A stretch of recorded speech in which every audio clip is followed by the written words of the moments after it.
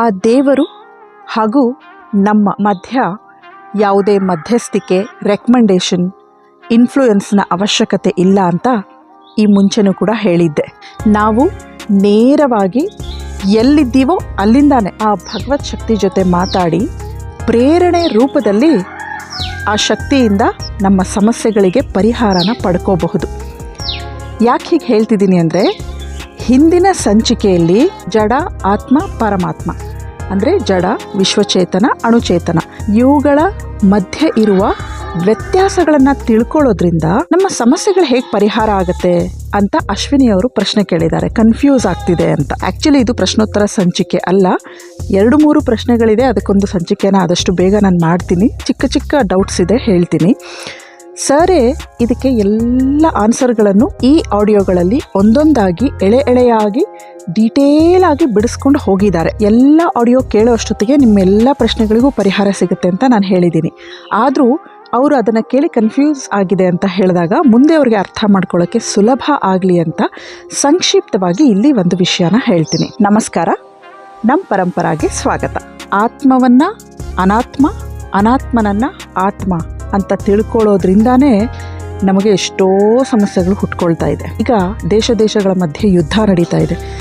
ದೇಶಗಳನ್ನು ಬಿಟ್ಬಿಡಿ, ನಮ್ಮ ದೇಶದಲ್ಲೇ, ನಮ್ಮ ರಾಜ್ಯದಲ್ಲೇ, ನಮ್ಮ ಊರಿನಲ್ಲೇ ಉಪ ಜಾತಿಗಳ ಮಧ್ಯ ನಮ್ಮ ದೇವರು ಶ್ರೇಷ್ಠ, ನಿಮ್ಮ ದೇವರು ಶ್ರೇಷ್ಠ ಅಂತ ಎಷ್ಟೋ ದಿನ ಬೆಳಗಾದ್ರೆ ಫೈಟ್ಗಳು ನಡೀತಾ ಇರುತ್ತೆ. ಈಗಾಗಲೇ ಇದ್ರ ಪೀಠಕ್ಕೆ ಹಾಕುವಾಗ ಅಥವಾ ನನ್ನ ಎಷ್ಟೋ ಹಿಂದಿನ ಸಂಚಿಕೆಯಲ್ಲಿ ನಾನು ನಿಮ್ಗೆ ಹೇಳಿದ್ದೀನಿ, ದೇವರನ್ನ ನಾವು ಯಾವ ರೂಪದಲ್ಲಿ ನೋಡಬೇಕು ಅಂತ. ಈಗ ನಾವು ಒಂದು ಪುಣ್ಯಕ್ಷೇತ್ರಕ್ಕೆ ಹೋಗಿ ದೇವರನ್ನ ನೋಡಿದ್ರೇನೆ, ದೇವರ ದರ್ಶನ ಮಾಡಿದ್ರೇನೆ ಮಾಡಿದ ಹಾಗೆ ಅನ್ನೋದು ಎಷ್ಟೋ ಜನರ ನಂಬಿಕೆ ಇದೆ. ಸಹಜವಾಗಿ ಆಲ್ಮೋಸ್ಟ್ ಎಲ್ಲರೂ ಹಾಗೆ ನಂಬುತ್ತೀವಿ. ಹಾಗೆ ಒಂದು ವಿಗ್ರಹ, ಮೆಟಲ್ ಆಗಿರಬಹುದು, ಕಲ್ಲಾಗಿರಬಹುದು, ಕಲ್ಲಿನ ವಿಗ್ರಹದಲ್ಲಿ ನಾವು ದೇವರನ್ನ ಕಾಣ್ತೇವೆ. ಎಲ್ಲ ಕಡೆಯೂ ವ್ಯಾಪಿಸಿರುವಂಥ ದೇವರು ನಮ್ಮಲ್ಲೂ ಇದ್ದಾನೆ, ಆ ಕಲ್ಲಲ್ಲೂ ಇದ್ದಾನೆ, ಆ ಮೆಟಲಲ್ಲೂ ಇದ್ದಾನೆ ಅನ್ನೋದು ತಪ್ಪಲ್ಲ ಅಂತ ಹೇಳಿದ್ದೆ. ಆದರೆ ಅದೊಂದೇ ದೇವರು ಅನ್ನೋದ್ರಿಂದ ನಮಗೆ ಎಷ್ಟು ಸಮಸ್ಯೆಗಳು ಬರುತ್ತೆ ಅಂದರೆ, ನಾವು ದೇವರು ನಮ್ಮ ಒಳಗಡೆನೇ ಇದ್ದಾನೆ, ನಮ್ಮ ಒಳಗಡೆನೇ ನಾವು ಅವನು ಪ್ರತಿ ಸಾರಿ ನಮ್ಮನ್ನು ಎಚ್ಚರಿಸ್ತಾ ಇರ್ತಾನೆ. ಅದನ್ನು ನಾವು ಕೇಳಿಸ್ಕೊಂಡು ನಾವು ಹೇಗೆ ಬದುಕಬೇಕು ಅನ್ನೋದನ್ನು ನಾವು ನೋಡಬೇಕು ಅಂತ ಎಷ್ಟೋ ಸರಿ ಹೇಳಿದ್ದೆ. ಈ ಜಡ ಅಂದರೆ ಏನು, ಆತ್ಮ ಅಂದ್ರೇನು, ಪರಮಾತ್ಮ ಅಂದ್ರೇನು ಅಂದರೆ ವಿಶ್ವಚೇತನ ಶಕ್ತಿ, ಅಣುಚೇತನ ಶಕ್ತಿ, ಜಡ. ಇಷ್ಟನ್ನೇ ತಿಳ್ಕೊಂಡ್ರೆ ಜೀವನದಲ್ಲಿ ಎಷ್ಟೋ ಸಮಸ್ಯೆಗಳ ಪರಿಹಾರ ಆಗುತ್ತೆ ಅಂತ ಸರ್ ಹೇಳಿದ್ರು. ಅದನ್ನು ನೀವೆಲ್ಲ ಕೇಳಿಸ್ಕೊಂಡಿದ್ದೀರಾ. ಈಗ ಎಷ್ಟೋ ಮನೆಗಳಲ್ಲಿ ಯಾವುದೋ ಒಬ್ಬ ವ್ಯಕ್ತಿಯಾಗಿರಬಹುದು, ಮಠಾಧಿಪತಿಗಳಾಗಿರಬಹುದು, ಯಾರನ್ನೋ ತುಂಬ ನಂಬಿರ್ತಾರೆ. ಅವರು ಒಳ್ಳೆಯ ವಿಷಯ ಉಪದೇಶ ಮಾಡೋದು ತುಂಬ ಒಳ್ಳೆಯದು, ಅವರ ಅನುಭವ ನಮಗೆ ಬೇಕು. ಆದರೆ ಎಷ್ಟೋ ಜನ ದಾರಿ ತಪ್ಪಿಸುವಂಥ ಕೆಲಸ ಮಾಡ್ತಿರ್ತಾರೆ. ಏನೋ ಒಂದು ಪರಿಹಾರ ಹೇಳೋದು, ಎಷ್ಟೋ ಜನ ಈ ಹೆಸರುಗಳ ಮುಂದೆ ಒಂದು ಅಕ್ಷರ ಆ್ಯಡ್ ಮಾಡ್ಕೊಳ್ಳೋದ್ರಿಂದ ನಿಮ್ಗೆ ಒಳ್ಳೆಯದಾಗತ್ತೆ, ಇದು ಸರಿ ಇಲ್ಲ ಅಂತ ಹೇಳೋದು. ಯಾವುದೋ ನಂಬರ್ಗೆ, ಈವನ್ ಫೋನ್ ನಂಬರ್ಸ್ಗೂ ಕೂಡ ಈ ಥರ ನಂಬರ್ ಇರಬೇಕು, ಈ ನಂಬರ್ ಬಂದರೆ ನಿಮ್ಮ ಬಿಸ್ನೆಸ್ ಆಗಲಿ, ನಿಮ್ಮ ಕೆಲಸಗಳಾಗಲಿ ತುಂಬ ಚೆನ್ನಾಗಿ ನಡೆಯುತ್ತೆ. ನಂಬರ್ಸ್ಗೂ, ನಮ್ಮ ಹೆಸರಲ್ಲಿ ಆ್ಯಡ್ ಮಾಡ್ಕೊಳ್ಳೋ ಅಥವಾ ತೆಗೆಯುವಂಥ ಅಕ್ಷರಕ್ಕೂ ನಮ್ಮ ಕೆಲಸ ಒಳ್ಳೆಯದಾಗೋದಕ್ಕೂ, ನಮ್ಮ ಜೀವನ ಒಳ್ಳೆಯದಾಗೋದಕ್ಕೂ ಏನು ಸಂಬಂಧ? ಇದನ್ನು ಎಷ್ಟು ಜನ ಇವತ್ತು ಎನ್ಕ್ಯಾಶ್ ಮಾಡ್ಕೊಳ್ತಾ ಇಲ್ಲ. ದಿನನಿತ್ಯ ನಾವು ನೋಡ್ತಾ ಇದ್ದೀವಿ. ಈಗಂತೂ ಸಿಕ್ಕಾಪಟ್ಟೆ ಹೆಚ್ಚಾಗಿ ಹೋಗ್ಬಿಟ್ಟಿದೆ. ಒಂದು ಹೆಜ್ಜೆ ಇಡಬೇಕು ಅಂದ್ರೂ ಯಾರೋ ಒಬ್ಬರನ್ನ ಕೇಳಿಬಿಟ್ಟೇ ಇಡೋದು. ಅವರು ಯಾರು ಮಧ್ಯಸ್ಥಿಕೆ ವಹಿಸೋದಕ್ಕೆ? ನಮಗೆ ಒಳ್ಳೇದು ಮಾಡೋದಾಗಲಿ, ನಮ್ಮ ರಕ್ಷಣೆ ಮಾಡೋದಾಗಲಿ, ನಮಗೆ ಶಿಕ್ಷೆ ಕೊಡೋದಾಗಲಿ ಆ ಭಗವತ್ ಶಕ್ತಿಯಿಂದ ಮಾತ್ರ ಸಾಧ್ಯ. ಅದು ಕೂಡ ಆ ಭಗವತ್ ಶಕ್ತಿ ನಮಗೆ ಶಿಕ್ಷೆ ಕೊಡಬೇಕು ಅಂದರೆ ಒಂದು ವ್ಯವಸ್ಥೆ ಮಾಡಿ ಇಟ್ಬಿಟ್ಟಿದೆ. ಅದರ ಪ್ರಕಾರನೇ ನಡೆಯುತ್ತೆ. ಒಂದು ವ್ಯವಸ್ಥೆ ಮಾಡಿ ಅದಕ್ಕೊಂದಷ್ಟು ರೂಲ್ಸ್ ಇದೆ. ರೂಲ್ಸ್ ಪ್ರಕಾರ ನಡೆದ್ರೆ ನಮಗೆ ಒಳ್ಳೆಯದಾಗುತ್ತೆ. ರೂಲ್ಸ್ ಬ್ರೇಕ್ ಮಾಡಿ ನಡೆದ್ರೆ ಅದರಿಂದ ಬರೋ ಪರಿಣಾಮಗಳನ್ನು ನಾವು ಅನುಭವಿಸ್ತೀವಿ. ಅದೇ ನಮಗೆ ಶಿಕ್ಷೆ ಅಂತ ಅನಿಸುತ್ತೆ. ಭಗವಂತನೂ ಕೂಡ ನೇರವಾಗಿ ಯಾವುದೇ ಶಿಕ್ಷೆ ಕೊಡೋದಿಲ್ಲ. ಆ ಥರ ಒಂದು ವ್ಯವಸ್ಥೆ ಮಾಡಿ ಇಟ್ಟುಬಿಟ್ಟಿದ್ದಾನೆ, ಅಥವಾ ಇಟ್ಟುಬಿಟ್ಟಿದೆ ಆ ಶಕ್ತಿ. ಅದು ನೇಚರ್ ಅಂತ ಹೇಳಬಹುದು. ಪ್ರಕೃತಿಯಲ್ಲೇ ಆ ಥರ ಒಂದು, ಸೃಷ್ಟಿಯಲ್ಲೇ ಆ ಥರ ಒಂದು ವ್ಯವಸ್ಥೆ ಇದೆ. ಇನ್ಯಾರೂ ನಮ್ಮನ್ನು ಏನೂ ಮಾಡೋದಕ್ಕೆ ಸಾಧ್ಯ ಇಲ್ಲ. ಒಳ್ಳೆಯದು ನಮಗೆ ಮಾಡೋಕ್ಕೆ ಸಾಧ್ಯ ಇಲ್ಲ, ಕೆಟ್ಟದ್ದು ಮಾಡೋಕ್ಕೆ ಸಾಧ್ಯ ಇಲ್ಲ. ಇದನ್ನೆಲ್ಲ ನಂಬಿಕೊಂಡು ನಾವು ಎಷ್ಟು ಹಾಳಾಗ್ತೀವಿ ಅನ್ನೋದಕ್ಕೆ ನಿಮಗೆ ಒಂದು ಚಿಕ್ಕ ವಿಚಾರ ಹೇಳ್ತೀನಿ. 2-3 ದಿನದ ಹಿಂದೆ ನಡೆದಂತಹ ಘಟನೆ ನೀವು ನ್ಯೂಸಲ್ಲಿ ನೋಡಿರಬಹುದು. ಹೇಗೆ ನಮಗೆಲ್ಲ ತೊಂದರೆ ಆಗುತ್ತೆ ನಾವು ಆತ್ಮ ಅನಾತ್ಮನ ತಿಳ್ಕೊಳ್ಳೋದಕ್ಕೆ ಅಂತ. ಇದು ಸಂಕ್ಷಿಪ್ತವಾಗಿ ಹೇಳ್ತಿದ್ದೀನಿ. ಇದ್ರ ಬಗ್ಗೆ ಡೀಟೇಲಾಗಿ ಹೇಳಬೇಕು ಅಂದರೆ ಇದ್ರ ಬಗ್ಗೆನೇ ಎಷ್ಟು ಬೇಕಾದಷ್ಟು ನಾವು ಎಪಿಸೋಡ್ಸ್ ಮಾಡಬಹುದು, ಅಷ್ಟು ವಿಷಯ ಇದೆ.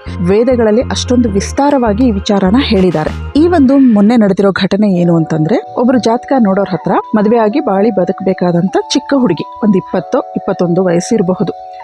ಆ ಹುಡುಗಿಗೆ ಮದುವೆ ಕೂಡ ಫಿಕ್ಸ್ ಆಗಿದೆ. ಆದರೆ ನಿನ್ನ ಆಯಸ್ಸು ಹೆಚ್ಚಿಲ್ಲ, ನೀನು ಆದಷ್ಟು ಬೇಗ ಸತ್ತೋಗ್ತೀಯಾ ಅಂತ ಆ ಥರ ಒಂದು ದೋಷ ಇದೆ. ಇದು ಒಂದು ಪೂಜೆ ಮಾಡೋದ್ರಿಂದ ಈ ದೋಷ ನಿನಗೆ ಪರಿಹಾರ ಆಗುತ್ತೆ, ಅದು ಒಂದು ಪೂಜೆ ಮಾಡಿಸ್ಬೇಕು, ಇಲ್ಲ ಅಂದರೆ ನಿನ್ಗೆ ಆಯುಷ್ಯ ಹೆಚ್ಚಿಲ್ಲ, ನೀನು ಸತ್ತೋಗ್ತೀಯಾ ಅಂತ ಹೇಳಿಬಿಟ್ಟಿದ್ದಾರೆ ಅವಳಿಗೆ. ಒಬ್ರು ಯಾರೋ ಈ ಥರ ಜಾತಕ ಹೇಳೋರು. ಆಕೆ ಅದನ್ನೇ ತುಂಬ ದುರ್ಬಲ ಮನಸ್ಸಿನವಳು, ತುಂಬ ಮಾನಸಿಕವಾಗಿ ವೀಕ್ ಆಗಿಬಿಟ್ಟಿದ್ದಾಳೆ. ದಿನ ಹಗಲು ರಾತ್ರಿ ಅದನ್ನೇ ಯೋಚನೆ ಮಾಡಿ ನನಗೆ ಆಯುಷ್ಯ ಹೆಚ್ಚಿಲ್ಲ, ಮದುವೆ ಫಿಕ್ಸ್ ಆಗಿದೆ, ಇನ್ನೊಂದು ವಾರದಲ್ಲಿ ಮದುವೆ ಆಗಬೇಕಾದಂಥ ಹುಡುಗಿ ನನಗೆ ಆಯುಷ್ಯ ಇಲ್ಲ, ನಾನು ಬೇಗ ಸತ್ತೋಗ್ಬಿಡ್ತೀನಿ ಅಂತ ಮಾನಸಿಕವಾಗಿ ಅದನ್ನೇ ತುಂಬಾ ಸ್ಟ್ರೆಸ್ ಮಾಡಿಕೊಂಡು ಕೊನೆಗೆ ಆತ್ಮಹತ್ಯೆ ಮಾಡಿಕೊಂಡು ಸತ್ತೋಗಿದ್ದಾಳೆ ಆ ಹುಡುಗಿ. ಒಂದು ಕಡೆ ಇವ್ರು ಯಾವುದೋ ಪರಿಹಾರ ಪೂಜೆ ಮಾಡ್ತೀನಿ ಅಂತ ಪೂಜೆ ನಡೀತಾನೇ ಇದೆ. ಆ ಹುಡುಗಿ ಇವ್ರು ಹಾಗೆ ಹೇಳಿದ್ರಿಂದ ಮಾನಸಿಕವಾಗಿ ಕುಗ್ಗಿ ಹೋಗಿ ಆತ್ಮಹತ್ಯೆ ಮಾಡಿಕೊಂಡು ಸತ್ತು ಹೋಗ್ಬಿಟ್ಟಿದ್ದಾಳೆ. ಪೊಲೀಸವರೆಲ್ಲ ಆ ವ್ಯಕ್ತಿನ ಹುಡುಕ್ತಾ ಇದ್ರೆ ಆ ವ್ಯಕ್ತಿ ಪರಾರಿ ಆಗಿಬಿಟ್ಟಿದ್ದಾರೆ, ತಪ್ಪಿಸ್ಕೊಂಡ್ಬಿಟ್ಟಿದ್ದಾರೆ. ಈ ಥರ ಇವತ್ತು ತಮ್ಮ ಸ್ವಾರ್ಥಕ್ಕೆ, ತಮ್ಮ ಯಾವುದೋ ಒಂದು ಲಾಭಕ್ಕೆ ಜನರನ್ನ ಎಷ್ಟು ಹಾಳು ಮಾಡ್ತಾ ಇದ್ದಾರೆ. ಒಂದು ಕಡೆಯಿಂದ ಈ ಮೊಬೈಲು, ಗ್ಯಾಜೆಟ್ಸ್ ಎಲ್ಲ ಮಾನಸಿಕವಾಗಿ ಎಲ್ಲರೂ ವೀಕ್ ಮಾಡ್ತಾ ಇದೆ. ಒಂದು ಕಡೆಯಿಂದ ಇವರು ಇದರನ್ನೆಲ್ಲ ಎನ್ಕ್ಯಾಶ್ ಮಾಡ್ಕೊಳ್ತಾ ಇದ್ದಾರೆ. ಹೀಗೆ ಎಲ್ಲರೂ ತಮ್ಮ ಸ್ವಾರ್ಥ ನೋಡ್ತಾ ಇದ್ದರೆ ಸಮಾಜ ಹೇಗೆ ಸರಿ ಹೋಗುತ್ತೆ? ತುಂಬ ಆಳವಾಗಿ ನಮ್ಮ ಗುರುಗಳು ಹೇಳೋ ಕ್ಲಾಸ್ಗಳನ್ನು ಕೇಳಿಸ್ಕೊಂಡ್ರೆ, ತುಂಬ ಆಳವಾಗಿ ಅದರ ಮೇಲೆ ವಿಚಾರ ಮಾಡಿದ್ರೆ ಈ ಚಿಕ್ಕ ವಿಷಯಗಳು ಇವತ್ತು ನಮ್ಮ ಪ್ರತಿಯೊಂದು ಸಮಸ್ಯೆಗೂ ಇದೇ ಹೇಗೆ ಕಾರಣ ಅನ್ನೋದು ಅರ್ಥ ಆಗುತ್ತೆ. ಯಾಕೆಂದರೆ ಇದು ಕ್ಲೇಶ ಅನ್ನೋದನ್ನು ಪತಂಜಲಿಗಳು ಬರೆದಾಗ ಬರೀ ಒಂದು 6 ತಿಂಗಳು 8 ತಿಂಗಳು ಆ ಥರ ಮಾಡಿ ರಿಸರ್ಚ್ ಮಾಡಿ ಬರೆದಿರೋವಂಥದ್ದಲ್ಲ. ನಮ್ಮ ಋಷಿಮುನಿಗಳು ಎಷ್ಟೋ ವರ್ಷಗಳಿಂದ ಏನೇನು ಮಾಡಿದ್ರೆ ಏನೇನು ಸಮಸ್ಯೆ ಆಗುತ್ತೆ ಅನ್ನೋದನ್ನು ಕಂಡು ಹಿಡಿದಿರೋವಂಥದ್ದು, ಇದು ಸಾಕ್ಷಾತ್ಕಾರ ಮಾಡ್ಕೊಂಡಿರೋದು. ಈ ಮಂತ್ರಗಳನ್ನೆಲ್ಲ ದರ್ಶನ ಮಾಡಿಕೊಂಡು ಅದರ ಮೇಲೆ ರಿಸರ್ಚ್ ಮಾಡಿ ಬರೆದಿರೋವಂಥದ್ದು. ಅದನ್ನು ಸರ್ ಹೇಳಿದ್ದಾರೆ, ಕೋಟ್ಯಾಂತರ ವರ್ಷಗಳ ರಿಸರ್ಚ್ ಇದು. ಎಷ್ಟೋ ಋಷಿಮುನಿಗಳು ಅದನ್ನು ಅನುಭವಿಸಿ ಬರೆದಿದ್ದಾರೆ. ಹಾಗಾಗಿ ಈ ಥರ ನಿಮಗೆ ಮುಂದೆ ಕ್ಲಾಸಲ್ಲಿ ಪ್ರತಿಯೊಂದು ತುಂಬ ಅದ್ಭುತವಾಗಿ ನಮ್ಮ ಗುರುಗಳು ಬಿಡಿಸ್ತಾ ಹೋಗ್ತಾರೆ. ಆದರೆ ನಾನು ಇಲ್ಲಿ ಸಂಕ್ಷಿಪ್ತವಾಗಿ ಈ ವಿಚಾರನ ಹೇಳಿದ್ದೀನಿ. ಹಾಗೆ ಎಷ್ಟೊಂದು ಮಹಾನುಭಾವರನ್ನು ನಾವು ದೇವರು ಅಂತಾನೆ ಹೇಳ್ತೀವಿ. ದೇವರಿಗೆ ಭೋಗ ಇಲ್ಲ ಅಂತ ಇದೆ. ಈ ಜಡ, ಆತ್ಮ ಮತ್ತು ಅನಾತ್ಮದ ಲಕ್ಷಣಗಳೇನು, ಯಾಕೆ ಹೀಗೆ, ಆತ್ಮದ ಕೆಲಸ ಏನು, ಆತ್ಮದ ಲಕ್ಷಣ ಏನು, ಜಡದ ಕೆಲಸ ಏನು, ವಿಶ್ವಚೇತನನ ಕೆಲಸ ಏನು, ಸರ್ವಶಕ್ತ ಅಂದರೆ ಯಾವ ರೀತಿಯಲ್ಲಿ ಅನ್ನೋದನ್ನು ಕೂಡ ಮುಂಚೆ ತುಂಬ ಸರಿ ಹೇಳಿದ್ದೀನಿ. ಈಗ ಬರೋ ಕ್ಲಾಸ್ಗಳಲ್ಲೂ ನಮ್ಮ ಗುರುಗಳು ಕೂಡ ಹೇಳ್ತಾರೆ. ಅಂದರೆ ಈ ಎಲ್ಲ ಲಕ್ಷಣಗಳನ್ನು ತಿಳ್ಕೊಂಡು ನಾವು ವ್ಯವಹಾರ ಮಾಡಬೇಕು. ಪರಮಾತ್ಮನೂ ಕೂಡ ಒಂದು ವ್ಯವಸ್ಥೆ ಅಂತ ಮಾಡಾದ ಮೇಲೆ ಅದರಲ್ಲಿ ಮತ್ತೆ ಇಂಟರ್ಫಿಯರ್ ಆಗಿ ಏನೂ ಚೇಂಜಸ್ ಪರಮಾತ್ಮ ಮಾಡಲ್ಲ. ಆ ಥರ ಯಾವುದೇ ಚೇಂಜಸ್ಸು, ವ್ಯವಸ್ಥೆ ಹೀಗೆ ನಡೆದ್ರೆ ಹೀಗಾಗುತ್ತೆ, ಹೀಗೆ ನಡೆದ್ರೆ ಹೀಗಾಗುತ್ತೆ, ಯಾವ ದಾರಿಯಲ್ಲಿ ಹೋಗ್ತೀವೋ ಆ ಪರಿಣಾಮ ನಮಗೆ ಸಿಗುತ್ತೆ ಅನ್ನೋದು. ಹಾಗೆ ನಿಮ್ಮೆಲ್ಲರಲ್ಲಿ ನನ್ನ ವಿನಂತಿ ಏನು ಅಂದರೆ, ವಾರದಲ್ಲಿ 2 ಸಾರಿ ಹಾಕ್ತಾ ಇದ್ದೀನಿ ಎಲ್ಲ ಆಡಿಯೋನು.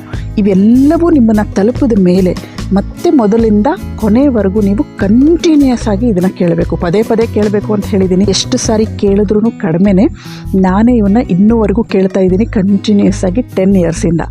ಹಾಗೆ ಈಗ ನೀವು ಕೂಡ ಅದನ್ನು 1 ಸಾರಿ ಆದ್ರೂ ಮತ್ತೆ ನಿಮಗೆ ಸಮಯ ಸಿಕ್ಕಾಗೆಲ್ಲ ಮೊದಲಿಂದ ಕೊನೆವರೆಗೂ ಕಂಟಿನ್ಯೂಸ್ ಆಗಿ ಕೇಳ್ಕೊಳ್ಳಿ. ನೀವು ಒಂದು ಇಯರ್ಫೋನ್ ಹಾಕ್ಕೊಂಡು, ಹೆಡ್ಫೋನ್ ಹಾಕ್ಕೊಂಡು ಏನೋ ಕೆಲಸ ಮಾಡ್ತಾ ಕೇಳ್ಕೊಂಡಿದ್ರೆ ತುಂಬಾ ಅದರ ಕಡೆನೇ ಕಾನ್ಸಂಟ್ರೇಷನ್ ಇರುತ್ತೆ, ಬೇರೆ ಕಡೆ ನಮ್ಮ ಗಮನ ಹೋಗಲ್ಲ.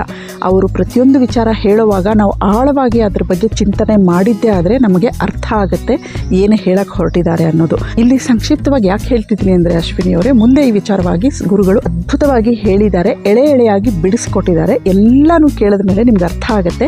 ಅದನ್ನು ಅವರಷ್ಟು ಚೆನ್ನಾಗಿ ಹೇಳುವಾಗ ಅವ್ರ ಬಾಯಲ್ಲೇ ಕೇಳಿ ಅನ್ನೋ ಕಾರಣಕ್ಕೆ ನಾನು ಪೂರ್ತಿಯಾಗಿ ಏನೂ ಇಲ್ಲಿ ಹೇಳ್ತಾ ಇಲ್ಲ, ಜಸ್ಟ್ ಕ್ಲೂ ಕೊಟ್ಟಿದ್ದೀನಿ. ಹಾಗೂ ಇವತ್ತಿನ ಸಂಚಿಕೆಯಲ್ಲಿ ನಾವು ಇದೇ ವಿಚಾರನ ಸ್ವಲ್ಪ ಮುಂದುವರೆದ ಭಾಗನ ನಾವು ಮಾತಾಡ್ತಾ ಇದ್ದೀವಿ. ಅಂದರೆ ಇಲ್ಲಿ ಗುರುಗಳು ಕೊನೆಯಲ್ಲಿ ಹೇಳ್ತಾರೆ, ವೈಯಕ್ತಿಕವಾಗಿ ನಾವು ಏನು ಬೇಕೋ ಡಿಸ್ಕಸ್ ಮಾಡಬಹುದು, ಸತ್ಯ, ಪ್ರಿಯ, ಹಿತ ಇರಬೇಕು ಅನ್ನೋದು ಮೊದಲನೇ ಕ್ಲಾಸಲ್ಲೇ ಹೇಳಿದ್ದಾರೆ. ಪ್ರತಿಯೊಂದು ವಿಚಾರ ಹೇಳೋದರಲ್ಲಿ, ನಂಬೋದ್ರಲ್ಲಿ ಅಂತ. ಅದನ್ನು ಜೀವನಕ್ಕೆ ಅಳವಡಿಸ್ಕೋಬೇಕಾದ್ರೆ, ನಂಬಬೇಕಾದ್ರೆ ಹೇಳೋವಾಗ ಅದರಲ್ಲಿ ಸತ್ಯ, ಪ್ರಿಯ, ಹಿತ ಇರಬೇಕು. ಆದರೆ ಎಷ್ಟೋ ವಿಚಾರಗಳು ಸತ್ಯ ಆಗಿದ್ರೂ ಕೂಡ ಬೇರೆಯವ್ರಿಗೆ ಅದರಿಂದ ಕಹಿ ಆಗೋ ಚಾನ್ಸಸ್ ಇರುತ್ತೆ. ಹಾಗಾಗಿ ಕಹಿಯಾದಾಗ ಅವರು ನಡ್ಕೊಂಡು ಬಂದಿರೋ ಬೆಳೆದು ಬಂದಿರೋ ರೀತಿ ನೀತಿ ವಾತಾವರಣದಿಂದ ಹಾಗೂ ಕೆಲವು ಪೂರ್ವಾಗ್ರಹಗಳನ್ನು ಇಟ್ಕೊಂಡ್ಬಿಟ್ಟಿರ್ತಾರೆ.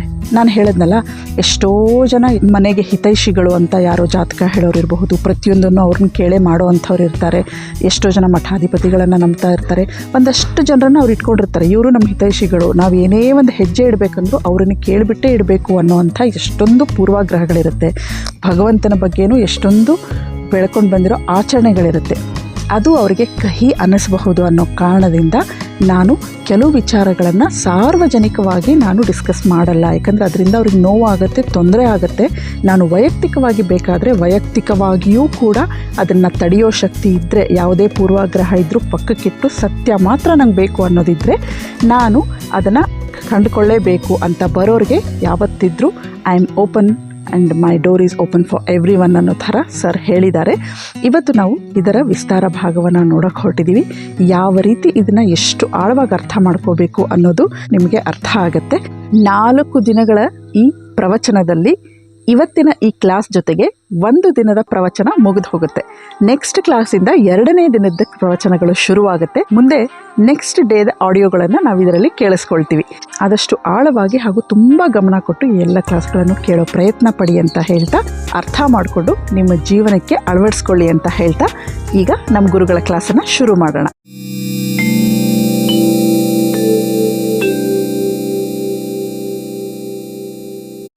ಮುಂದಕ್ಕೆ ನೋಡೋಣ. ಅಲ್ಲಿ ಏನಾಯಿತು, ನಮಗೆ 3 ಕಾಣಿಸ್ತಾ ಇದೆ. ದ್ವಾ ಅಂತ 2, ವೃಕ್ಷ ಅಂತ 1. ದ್ವಾ ಅಂತಂದರೆ 2 ಚೇತನವಾದ್ರಿಂದ ಅದನ್ನ ಒಂದು ಗ್ರೂಪ್ ಮಾಡಿದ್ರು, ಇನ್ನೊಂದು ಜಡವಾದ್ರಿಂದ ಸಪ್ರೇಟಾಗಿ ಮಾಡ್ಕೊಂಡ್ವಿ. ಆಮೇಲೆ ದ್ವಾ ವೃಕ್ಷ, ಸುಪರ್ಣ ಅಂತ. ಸುಪರ್ಣ ಅಂತಂದರೆ they are full by itself and ಚೇತನವಾದ್ದರಿಂದ ಅದು ಗತಿಶೀಲ. ಗತಿಶೀಲ ಅಂದರೆ ಅದು ಸ್ಟ್ಯಾಗ್ನೆಂಟ್ ಅಲ್ಲ, ಸ್ಟ್ಯಾಟಿಕ್ ಅಲ್ಲ. ಅದೆರಡೂ ಕೂಡ ಡೈನಮಿಕ್ ಅನ್ನೋದನ್ನು ಸುಪರ್ಣ ಅನ್ನುವಂಥದ್ದು ಹೇಳ್ತಾರೆ. ಆ ರೀತಿ ತುಂಬ ಡೈನಮಿಕ್ ಆಗಿರೋದ್ರಿಂದಲೇ ಗರುಡ ಪಕ್ಷಿಗೆ ನಮ್ಮ ಆರ್ಡಿನರಿ ಸಂಸ್ಕೃತದಲ್ಲಿ ಸುಪರ್ಣ ಅಂತ ಕರೆದು. ಸುಪರ್ಣ ಅಂದರೆ ಆರ್ಡಿನರಿ ಸಂಸ್ಕೃತದಲ್ಲಿ ಗರುಡ ಪಕ್ಷಿ. ಗರುಡ ಪಕ್ಷಿ ನೀವು ನೋಡಿ, ಸಾಧಾರಣ ಎಲ್ಲ ಪಕ್ಷಿನ ತುಂಬ ಎತ್ತರದಲ್ಲಿ ಹೋಗ್ತಕ್ಕಂಥದ್ದಿದೆ ಅದು, ಮತ್ತು ತುಂಬ ಗತಿಶೀಲ. ಅದು ಅಂದರೆ ವೆರಿ ಫಾಸ್ಟ್. ಹಾಗಾಗಿ ರೂಢಿಯಲ್ಲಿ ನಾವು ಈ ಪಕ್ಷಿಗೆ ನಾವು ಸುಪರ್ಣ ಅಂತ ಕರೆದಿದ್ದೇವೆ ನಿಜ, ಆದರೆ ಇಲ್ಲಿ ಗತಿಶೀಲವಾಗಿರುವ ಅನ್ನುವಂಥ ವಿಚಾರ ಹೇಳ್ತಾ ಇದ್ದಾರೆ. ಆ ಗತಿಶೀಲ ಅನ್ನುವಂಥದ್ರಲ್ಲಿ ಮತ್ತೊಂದು ಸೂಕ್ಷ್ಮ ಇದೆ. ಎಲ್ಲ ಬಹಳ ಏನು ಹೇಳ್ತೀವಿ ಅದಕ್ಕೆ, ಹೇರ್ ಸ್ಪ್ಲಿಟ್ಟಿಂಗ್ ಅಂತೀವಲ್ಲ, ಆ ಹೇರ್ ಸ್ಪ್ಲಿಟ್ಟಿಂಗಲ್ಲಿ ಅರ್ಥ ಮಾಡ್ಕೊಳ್ಬೇಕಾದಿದೆ ಇವೆಲ್ಲನೂ. ಇಲ್ಲೇ ಸತ್ಯ ಸಿಕ್ಕೋದಿಲ್ಲ. ಏನೋ ಮುಗುಮಾಗಿ ಹೇಗೋ ಏನೋ ನಡೆಯುತ್ತೆ ಅಂತ ಅಂದ್ಬಿಟ್ರೆ ಹೇಗೋ ಏನೋ ನಡೆದ ಏನೋ ಆಗೋಗ್ಬಿಡುತ್ತೆ, ಅಳಬೇಡಿ ಅಂತ ಅಷ್ಟೇ. ಜೀವನ ಹಾಗಲ್ಲ. We have to be precise. ಯಾಕೆ, ನಮಗೆ ಸಿಕ್ಕಿರೋ ಶರೀರ, ಇಂದ್ರಿಯ, ಮನಸ್ಸಿಗೆ ಆ ಶಕ್ತಿ ಇದೆಯಲ್ಲ, ಯಾಕೆ ಬಳಸ್ಕೋಬಾರ್ದು? Why do you want to be ambiguous? Why do you want to assume things? ನಮಗೆ ಕೊಟ್ಟೋ ಕ್ಯಾಲ್ಕುಲೇಟರು ಸೈಂಟಿಫಿಕ್ ಕ್ಯಾಲ್ಕುಲೇಟರ್ ಆಗಿರೋ ಪೂರ್ತಿ ಬಳಸೋಣ ಅದನ್ನು. Hair splitting will do it, ಆಗುತ್ತೆ, ಆಗದೇನಿಲ್ಲ. ಇವು ಏನಿದೆ ಚೇತನಗಳು, ಇವು ಗತಿಶೀಲ. ಆ ಚೇತನಗಳು ಗತಿಶೀಲ ಅನ್ನೋವಾಗ ನಮಗೆ ಅಲ್ಲೊಂದು ಹೇರ್ ಸ್ಪ್ಲಿಟ್ಟಿಂಗ್ ಪಾಯಿಂಟ್ ಇದೆ. ಅದೇನು ಅಂತಂದರೆ, ಈ ಅಣುಚೇತನ ಮತ್ತು ವಿಶ್ವಚೇತನ ಇದೆಯಲ್ಲ, ಅವೆರಡರಲ್ಲಿ ಗತಿಶೀಲ ಎನ್ನುವಂಥದ್ದು ಒಂದಕ್ಕೆ ಟ್ರಾನ್ಸಿಟಿವು, ಇನ್ನೊಂದಕ್ಕೆ ಇಂಟ್ರಾನ್ಸಿಟಿವು. ಸಕರ್ಮಕ ಮತ್ತು ಅಕರ್ಮಕ. ಅಂದರೆ ಅಣುಚೇತನದ ವಿಚಾರ ನಾವು ಮಾತಾಡುವಾಗ ಅದು ಗತಿಶೀಲ, ಡೈನಮಿಕ್. ವಿಶ್ವಚೇತನದ ವಿಚಾರ ಮಾತಾಡುವಾಗ ಅದು ಗತಿಯನ್ನು ಕೊಡುವಂತಹದ್ದು, ಅದರಿಂದ ಗತಿಶೀಲ, ಅದು ಚಲಿಸಲ್ಲ. This A beauty. ಪದ ಅದೇನೆ, ಗತಿಶೀಲ. ಗತಿಶೀಲ ಅದಕ್ಕೆ ಟ್ರಾನ್ಸಿಟಿವ್ ಅಂಡ್ ಇಂಟ್ರಾನ್ಸಿಟಿವ್ ಅಲ್ಲಿ ಸಕರ್ಮಕ ಈ ಭೇದ ನಮ್ಗೆ ಅರ್ಥ ಆಗುತ್ತೆ. ನಮಗೆ ಎಲ್ಲದಕ್ಕೂ ಚಲನೆಯನ್ನು ಕೊಡುತ್ತೆ ಯಾವುದು? ವಿಶ್ವಚೇತನ. ಆದರೆ ತಾನು ಮಾತ್ರ ಚಲಿಸಲ್ಲ. ಹಾಗಾದ್ರೆ ಅದು ಗತಿಶೀಲ ಹೋದಲು ಗತಿಶೀಲ ಯಾವ ಅರ್ಥದಲ್ಲಿ? ಇನ್ನೊಂದಕ್ಕೆ ಗತಿಯನ್ನು ಕೊಡುತ್ತೆ ಎನ್ನುವ ಅರ್ಥದಲ್ಲಿ ಅದು ಗತಿಶೀಲ. ಅದಕ್ಕೆ ಬೇರೆ ಅದಕ್ಕೆ ಗತಿಯನ್ನು ಕೊಡುವ ಯೋಗ್ಯತೆ ಇದೆ. ಇದು ಹೇಗೆ? ಇದು ಅಣುಚೇತನ, ಇದು ಗತಿಶೀಲ. It actually moves. ಅಂದರೆ ಯಾವುದಾದ್ರೂ ಒಂದು ಮೂವ್ ಮಾಡ್ತಿದೆ ಅಂತಂದರೆ ಚೇತನ, ಜಡ ಅಲ್ಲ. ಜಡ ಅಂತೂ ಮೂವ್ಮೆಂಟ್ ಆದಾಗ ನಮಗೆ ಗೊತ್ತಾಗುತ್ತೆ. ಬರೀ ಜಡ ಅಂತೂ ಮೂವ್ ಆಗಲ್ಲ, ಅದರ ಹಿಂದೆ ಯಾವುದೋ ಒಂದು ಚೇತನ ಶಕ್ತಿ ಇದ್ರೇನೆ ಮೂವ್ ಆಗೋದು. Newton first law of motion, ವಿಜ್ಞಾನ ಅದು. ಯಾವುದನ್ನು ಸುಮ್ಮನೆ ಕತೆ ಹೇಳ್ತಕ್ಕಂಥದ್ದಿಲ್ಲ. A body in a state of Rest or of continuous motion continues to be in the state of rest or of continuous motion unless acted upon by two unequal forces. ಏನಪ್ಪ ವಿಜ್ಞಾನನ ಕಥೆ ಏನು ಹೊಡಿತಾ ಇಲ್ವ ನಾನು? ನಮ್ಮ ದುರದೃಷ್ಟ ಏನು ಗೊತ್ತಾ, ಈ ವೇದಗಳನ್ನು ತಿಳಿದವ್ರಿಗೆ ವಿಜ್ಞಾನ ಗೊತ್ತಿಲ್ಲ, ವಿಜ್ಞಾನ ಗೊತ್ತಿವ್ರಿಗೆ ವೇದ ಗೊತ್ತಿಲ್ಲ. This a problem. ನಾವು this a humble attempt to bridge the two. ಅದರಲ್ಲಿ ನೀವೆಲ್ಲ ಪಾತ್ರ ವಹಿಸ್ತಾ ಭಾಗವಹಿಸ್ತಾ ಇದ್ದೀರಿ ನೀವು. ಆ ನ್ಯೂಟನ್ನು ಜಡ ವಸ್ತುಗಳ ವಿಚಾರದಲ್ಲಿ ಏನು ನಿಯಮವನ್ನು ಹೇಳಿದ್ದಾನೆ ಆ ನಿಯಮವನ್ನು ನಾವಿಲ್ಲಿ ನೋಡ್ತೇವೆ. ಒಂದು ಜಡ ಪದಾರ್ಥ ಚಲಿಸ್ತಾ ಇದ್ರೆ ಅದು ತನ್ನಂತೆ ತಾನೇ ಚಲಿಸ್ತಾ ಇಲ್ಲ, ಅದರ ಹಿಂದೆ ಚಲನೆಗೆ ಕಾರಣವಾಗಿರ್ತಕ್ಕಂಥದ್ದು ಯಾವುದೋ ಒಂದಿದೆ. ಈ ಶರೀರ ಓಡಾಡ್ತಿದೆ ಅಂದರೆ ಶರೀರ ಜಡ ತಾನೆ, ಯಾಕೆ? ಇಂದ್ರಿಯ ಗೋಚರವಾಗಿದೆಯಲ್ಲ. ಹಾಗಾದ್ರೆ ಈ ಶರೀರ ಓಡಾಡೋದು ಹೇಗೆ? ಸೊ ಇದರೊಳಗೆ ಯಾವುದೋ ಒಂದು ಚೇತನ ಶಕ್ತಿ ಇದೆ. ಈ ಚೇತನ ಶಕ್ತಿ ಈ ಜಡ ಶರೀರವನ್ನು ಇಟ್ಕೊಂಡು ಓಡಾಡ್ತಾ ಇರೋದ್ರಿಂದ ಇದು ವಿಶ್ವಚೇತನ ಅಲ್ಲ. ಯಾಕೆ? ವಿಶ್ವಚೇತನ ಓಡಾಡಿಸುವುದಕ್ಕೆ ಕಾರಣವಾಗುತ್ತೆ ಹೊರತು ತಾನು ಓಡಾಡಲ್ಲ. ಅದಕ್ಕೆ ಇನ್ನೊಂದು ಬೇರೆ ಮಂತ್ರ ಇದೆ, ನೆಕ್ಸ್ಟ್ ಅದನ್ನೇ ಮಾಡೋನಿದ್ದೀನಿ. ತದೇ ಜತಿ ತನ್ನೈ ಜತಿ ತದ್ದೂರೇ ತದ್ವಂತಿಕೆ ತದಂತರಸ್ಯ ಸರ್ವಸ್ಯ ತದು ಸರ್ವಸ್ಯಾಸ್ಯ ಬಾಹ್ಯತಃ. ಅದು ಹೇಳೋದಾನೆ. ತತ್ ಏಜತಿ. ತತ್ ಅಂತಂದ್ರೆ ಆ ವಿಶ್ವಚೇತನ ಶಕ್ತಿ ಏನಿದೆ ಅದು ಏಜತಿ. ಏಜತಿ ಅನ್ನೋದಕ್ಕೆ ಏಜ್ರ್ ಗತವು ಅಂತ. ಗತವು ಅಂದ್ರೆ ಚಲನೆ, ಡೈನಾಮಿಸಮ್. ಅದು ಜಗತ್ತಿನಲ್ಲಿರ್ತಕ್ಕಂತಹ ಪ್ರತಿಯೊಂದೂ ಕೂಡ ಚಲಿಸುವಂತೆ ಮಾಡುತ್ತದೆ. ತತ್ ಏಜತಿ. ಆದರೆ ತತ್ ಅದು ನ ಏಜತಿ, ಅದು ಚಲಿಸುವುದಿಲ್ಲ. ತಮಾಷೆಗೆ ಹೇಳೋದುಂಟು. ಇದು ಹೇಗೆ ಅರ್ಥ ಮಾಡ್ಕೋಬೇಕು ಅಂತಂದ್ರೆ, ಸರಳವಾಗಿ ಒಂದು ಕುರ್ಚಿ ಅಂತ ಇಟ್ಕೊಳ್ಳಿ. ಆ ಕುರ್ಚಿಯೊಳಗೆ ನನ್ನಂತೆ ಸಣ್ಣಕ್ಕಿರೋನು ಯಾವನಾದ್ರು ಕೂತ್ಕೊಂಡ್ರೆ ಸ್ವಲ್ಪ ಆ ಕಡೆ ಈ ಕಡೆ ಅಲ್ಲಾಡಬಹುದು. ಆ ಕುರ್ಚಿ ಭರ್ತಿ ಒಬ್ರು ಕೂತ್ಕೊಂಡ್ರೆ ಅಲ್ಲಾಡೋದು ಹೇಗೆ? ಅವರು ಅಲ್ಲಾಡಕ್ಕೆ ಸಾಧ್ಯನೇ, ಫಿಕ್ಸ್ ಆಗ್ಬಿಡ್ತಾರೆ ಅವರು. ಆ ವಿಶ್ವಚೇತನ ಶಕ್ತಿ ಇರೋದು ಹಾಗೆ. ವಿಶ್ವಚೇತನ ಸರ್ವವ್ಯಾಪಿಯಾದ್ದರಿಂದ ಅದಕ್ಕೆ ಅಲ್ಲಾಡಕ್ಕೆ ಜಾಗ ಇಲ್ಲ. ಆದರೆ ಅಣುಚೇತನ ಶಕ್ತಿ ಏನಿದೆ ಇದು ಅಣುವಾದ್ದರಿಂದ ಇದಕ್ಕೆ ಓಡಾಡೋದಕ್ಕೆ ಬೇಕಾದ ಹಾಗೆ ಅವಕಾಶ ಇದೆ. ತದೇಜತಿ ತತ್ ನ ಏಜತಿ. ಆ ಮಂತ್ರ ಬಂದಾಗ ಇನ್ನು ಪೂರ್ತಿ ಡೀಟೇಲ್ ನೋಡೋಣ. ನೆಕ್ಸ್ಟ್ ಮಂತ್ರ ಅದೇನೇನೆ ಅಂದರೆ ಇಲ್ಲಿ ಹೇಳಕ್ಕೆ ಹೊರಟಿದ್ದೇನು, 3 ಅಸ್ತಿತ್ವಗಳನ್ನು ನಾವು ಗುರುತಿಸ್ಕೋತಾ ಇದೆ. ಸಮರೈಸ್ ಮಾಡ್ತಾ ಇದ್ದೀನಿ, ಪೂರ್ತಿ ಮಂತ್ರ ಮುಗಿಲಿಲ್ಲ, ನಾಳೆ ಕಂಟಿನ್ಯೂ ಮಾಡೋಣ. 3 ಅಸ್ತಿತ್ವಗಳ ವಿಚಾರವನ್ನು ನಾವು ಹೇಳ್ತಾ ಇದ್ದೇವೆ. ಒಂದು ದ್ವಾ ಅಂತ ಹೇಳಿ ಎರಡನ್ನ ಒಂದು ಗುಂಪು ಮಾಡಿದ್ವಿ, ಅದು 2 ಚೇತನಗಳು. ಒಂದು ಅಣುಚೇತನ, ಒಂದು ವಿಶ್ವಚೇತನ. ಇನ್ನೊಂದು ಜಡ, ಅದನ್ನು ವೃಕ್ಷ ಅಂತ. ವೃಕ್ಷ ಅಂದರೆ ಕತ್ತರಿಸಲ್ಪಡ್ತಕ್ಕಂಥದ್ದು ಅಂತ. ಈ ಭೌತಿಕವಾಗಿರ್ತಕ್ಕಂಥ ಜಗತ್ತೇನಿದೆ ಇದು ಶಾಶ್ವತ ಅಲ್ಲ, ಬದಲಾವಣೆ ಆಗ್ತಾ ಇರುತ್ತೆ, ಕತ್ತರಿಸಲ್ಪಡುತ್ತೆ, ಒಂದು ದಿವಸ ಪ್ರಳಯವಾಗುತ್ತೆ, ಆಮೇಲೆ ಮತ್ತೆ ಸೃಷ್ಟಿಯಾಗುತ್ತೆ. ಆ ವಿಚಾರ ಬೇರೆ. ಒಟ್ಟಿನಲ್ಲಿ ನಾಶವಾಗುವಂತಹ, ಕತ್ತರಿಸಲ್ಪಡುವಂತಹ, ಲಯಕ್ಕೆ ಸಿಕ್ಕುವಂತಹದ್ದು ಯಾವುದಾದ್ರು ಅದು ವೃಕ್ಷ. ಮರ ಮಾತ್ರ ಆಗಬೇಕು ಅಂತಿಲ್ಲ. ಈ ಭೌತಿಕ ಜಗತ್ತೇ ಒಂದು ವೃಕ್ಷ. ಇದೆಲ್ಲವೂ ಜಡ, ಯಾಕೆ? ಇಂದ್ರಿಯ ಗೋಚರ. 2 ಚೇತನಗಳು, ಒಂದು ಅಣುಚೇತನ, ಒಂದು ವಿಶ್ವಚೇತನ. ಅವೆರಡೂ ಕೂಡ ಗತಿಶೀಲ. ಯಾವುದೋ ಸುಪರ್ಣ. ಗತಿಶೀಲ ಅಂದರೆ ಹೇಗೆ? ಒಂದು ಗತಿಯನ್ನು ನೀಡುತ್ತದೆ, ಒಂದು ಗತಿಯನ್ನು ಹೊಂದುತ್ತದೆ. ಈ ಅರ್ಥದಲ್ಲಿ ಸಂಯುಜ ಇದು ಯಾವಾಗಲೂ ಏಕಕಾಲದಲ್ಲಿ ಅಸ್ತಿತ್ವವಿಲ್ಲದೆ, ಒಂದು ಬಿಟ್ಟು ಒಂದಿಲ್ಲ. ಇದಿದೆ ಅಂದರೆ ಅದೆರಡು ಇದೆ, ಅದೆರಡು ಇದೆ ಅಂದರೆ ಇದಿದೆ ಅಂತ ಹೇಳಿ. ಇದು ಯಾವ್ಯಾವುದೋ ಕಾಲದಲ್ಲಿ ಬಂದಂಥದ್ದಲ್ಲ, ಬಂದರೆ ಅಸ್ತಿತ್ವ ಆಗೋದಿಲ್ಲ. ಇದು ಅಸ್ತಿತ್ವಗಳಾದ್ದರಿಂದ ಇವು ಏಕಕಾಲದಲ್ಲಿ ಇರುತ್ತವೆ. ಸಂಯುಜ. ಸಖಾಯ. ಸಖಾಯ ಅಂತ ಅವ್ರು ಹೇಳ್ತಿರೋ ಈ ದ್ವಾಗ್ ಮಾತ್ರ. ವೃಕ್ಷ ಆಮೇಲೆ ಬಂದಿದೆ ನೋಡಿ ಇಲ್ಲಿ. ಅಂದರೆ ಈ 2 ಏನಿದೆ, ಅಣುಚೇತನ, ವಿಶ್ವಚೇತನ, ಇವೆರಡಕ್ಕೂ ಒಂದು ಕಾಮನ್ ನೇಮ್ ಇದೆ. ಯಾವ್ದು ಹೇಳಿ? ಅಣುಚೇತನ, ವಿಶ್ವಚೇತನ ಅಂದರೆ ಕಾಮನ್ ಯಾವುದು? ಚೇತನ ಅಷ್ಟೇ. ಸೊ ಅವೆರಡರ ಮಧ್ಯೆ ಒಂದು ಕಾಮನ್ ನೇಮ್ ಇದೆ, ಚೇತನ. But still they are different. Partly they have a common name, ಚೇತನ. ಆದರೆ ಅದರ ನಿಜವಾಗ್ಲೂ 2 ಒಂದೇ ಚೇತನ ಅಂತಾರೆ ಅಲ್ಲ. ಒಂದು ಅಣುಚೇತನ, ಒಂದು ವಿಶ್ವಚೇತನ. ದ್ವಾ, ಸುಪರ್ಣ, ಸಂಯುಜ, ಸಖಾಯ. ಇಷ್ಟರ್ಥ ಆಯಿತು. ವೃಕ್ಷ ಅರ್ಥ ಆಯಿತು. ಮಿಕ್ಕಿದನ್ನು ನಾಳೆ ನೋಡೋಣ. ಚೇತನ ಇವುಗಳ ಮಧ್ಯೆ ನಮಗೆ ಸಾಕಷ್ಟು ಗೊಂದಲ ಆಗಿದೆ. ಈ ಗೊಂದಲವನ್ನು ಅಷ್ಟು ಸುಲಭಕ್ಕೆ ಬಿಡಿಸೋದಕ್ಕಾಗಲ್ಲ. ಒಂದು. ಎರಡನೇದು, ಕೆಲವೊಂದು ಸಲ ಏನಂತೆ ಅದನ್ನು ಬಿಡಿಸೋದಕ್ಕೆ ನಾವು ಹೋದಾಗ, ಇವತ್ತಿನ ಸಂಪ್ರದಾಯದಲ್ಲಿ ಯಾರಿಗೆ ತುಂಬ ವಿಶ್ವಾಸ ಇರುತ್ತೆ ಅವರಿಗೆ ಕೆಲವು ಮಾತುಗಳು ಶಾಕ್ ಕೂಡ ಆಗಬಹುದು. ಆದರೆ ತತ್ಕಾಲಕ್ಕೆ ಈ ಒಂದು ರಿಸ್ಕನ್ನು ನಾನು ತಗೊಳ್ಳೋದಕ್ಕೆ ಸಿದ್ಧವಾಗಿಲ್ಲ. ಯಾಕೆಂದರೆ ಅವ್ರಿಗೆ ಯಾಕೆ ನಾನು ತೊಂದರೆ ಮಾಡಬೇಕು? ಹಾಗಾಗಿ ಮೂಲಭೂತ ವಿಚಾರ ವೇದ ಏನು ಹೇಳುತ್ತೇನೋ ನಾನು ಹೇಳಿದ್ದೇನೆ. ಅದರ ಮೇಲೆ ನೀವು ವಿಮರ್ಶೆ ಮಾಡ್ಕೋಬಹುದು. ನೀವು ವೈಯಕ್ತಿಕವಾಗಿ ಬೇಕಾದರೆ ಮಾಡೋಣ. ಪ್ರೊವೈಡೆಡ್ ಅಲ್ಲೂ ಕೂಡ ವೈಯಕ್ತಿಕ ನಾವು ವಿಮರ್ಶೆ ಮಾಡುವಾಗಲೂ ಕೂಡ ಒಂದು ವಿನಂತಿ ಏನು ಅಂತಂದ್ರೆ, ಆ ಥರದ ಶಾಕ್ಗಳನ್ನು ತಡೆಯೋಕ್ಕೆ ಸಿದ್ಧವಾಗಿದ್ದರೆ. ಇಲ್ಲ ಸರ್ ನಮ್ಗೆ ಆ ಥರ ಶಾಕ್ ತಡೆಯೋಕ್ಕಾಗಲ್ಲ ಅಂದರೆ ಬಿಟ್ಬಿಡಿ, ಚಿಂತೆ ಇಲ್ಲ. ಆಗಲೇ ನಾನು ಏನು ಹೇಳಿದೆ, ಅದು ಸತ್ಯವಾಗಿರಬೇಕು. ಎರಡನೇದೇನೋ ಪ್ರಿಯವಾಗಿರಬೇಕು ಅಂತ ಹೇಳಿದೆ. ಕೆಲವರಿಗೆ ಅವರ ಪೂರ್ವಾಗ್ರಹಗಳಿಂದ ಅಥವಾ ಅವರು ಬೆಳೆದು ಬಂದಂಥ ವಾತಾವರಣದಲ್ಲಿ ಕೆಲವು ಸತ್ಯಗಳು ಅವರಿಗೆ ಕಹಿ ಆಗತ್ತೆ. ವಿಷ ಸತ್ಯನೇ ಕಹಿ ಆಗುವಂಥ ಸಾಧ್ಯತೆ ಇರುತ್ತೆ. ಹಾಗೆ ಅವರ ಮನಸ್ಸಿಗೆ ಕಹಿ ಮಾಡಬೇಕು ಅನ್ನೋದು ನನ್ನ ಮನಸ್ಸಿನಲ್ಲಿಲ್ಲ. ಸತ್ಯವನ್ನು ಮಾತ್ರ ಹೇಳ್ತಾ ಹೋಗ್ತೀನಿ ನಾನು.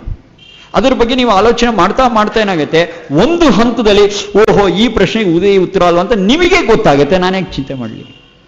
ನಿಮಗೆ ಅದು ಗೋಚರವಾಗ್ತಕ್ಕಂಥ ಸಂದರ್ಭದಲ್ಲಿ ಶಾಕ್ ಇಲ್ಲ, ಅವಾಗ ಕನ್ಫ್ಯೂಷನ್ ಇಲ್ಲ. ಅದಕ್ಕೆ ಬೇಕಾದ ಸಹಾಯ ಮಾಡೋದಕ್ಕೆ ಸಿದ್ಧವಾಗಿದ್ದೀನಿ, ವೈಯಕ್ತಿಕವಾಗಿ ಮಾಡ್ಕೊಳ್ಳೋಣ.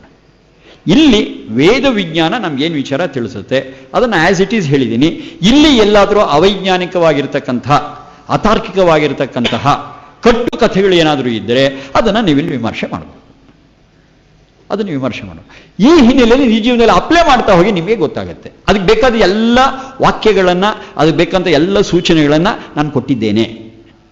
ಆ ಮಾತುಗಳನ್ನು ಹಿಡ್ಕೊಂಡು ನೀವು ಅದ್ರ ಮೇಲೆ ಡೆವಲಪ್ ಮಾಡೋಕ್ಕೆ ಬರುತ್ತೆ. ಯಾವತ್ತೋ ಒಂದು ಸಂದರ್ಭ ಬರುತ್ತೆ, ಆವಾಗ ಏನಂತೆ ನಮಗೆ ಕೇವಲ ಸತ್ಯವನ್ನು ನಾವು ಹಿಡಿಬೇಕು, ಅದು ಕಹಿಯೋ ಸಿಹಿಯೋ ಅದು ಬೇಕಿಲ್ಲ, ನಮಗೆ ಸತ್ಯ ಬೇಕು ಅಂತಕ್ಕಂಥ ಸತ್ವಾನಿಷ್ಠ ಒಂದು ತುಡಿತ ಜಾಸ್ತಿ ಆಗಿರುತ್ತಲ್ಲ, ಅವತ್ತೇನು ಬೇಕಾದ್ರೂ ಮಾತಾಡ್ಬೋದು. ನೀವು ಅಂತಲ್ಲ, ಇವತ್ತಿನ ಇಡೀ ಸಮಾಜದ ಪರಿಸ್ಥಿತಿ ಹೇಗಾಗಿದೆ ಅಂತಂದರೆ ಆ ರೀತಿ ಕಹಿಯಾದ ಸತ್ಯವನ್ನು ಸ್ವೀಕರಿಸುವ ಹಂತಕ್ಕೆ ಸಮಾಜ ಬೆಳೆದಿಲ್ಲ. ಹಾಗೆ ಅದನ್ನ ಸ್ವಲ್ಪ ಪೆಂಡಿಂಗ್ ಇಟ್ಟಿರೋಣ, ಮುಂದಿನ ಇದರಲ್ಲಿ ನೋಡೋಣ, ಏನು ತೊಂದರೆ ಇಲ್ಲ. ವೈಯಕ್ತಿಕವಾಗಿ ಮಾತಾಡ್ಕೋಬೋದು, ಅದೇನು ಸಮಸ್ಯೆ ಇಲ್ಲ.